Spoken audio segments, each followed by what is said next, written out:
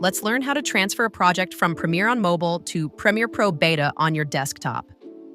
First, make sure you're signed into the same Adobe account on both your mobile device and your desktop. You'll also need to have Premiere Pro Beta installed on your computer and, again, signed in with the same account. Now, open the project you want to transfer from your phone. Tap the export icon, that's the square with the upward arrow, and select the tab labeled Premiere Desktop Beta. You'll see a summary of the project, including the number of media files and the total file size. Once you've confirmed everything looks right, go ahead and tap Send Project. The project and all its media will be uploaded to your Creative Cloud storage. Just keep in mind, this is a one-time transfer.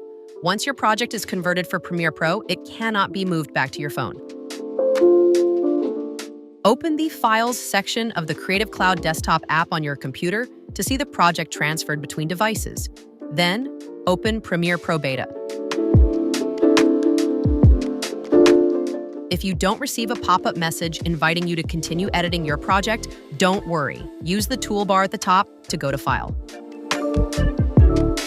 Import. Premiere Pro Mobile Project. Select your project to open it. It's worth noting that not all mobile features are supported in the desktop version. Effects like text animations, speech enhancement, color looks, and a few others won't carry over.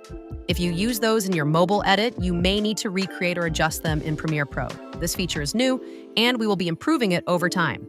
Please let us know if you found this video helpful. Thanks for watching.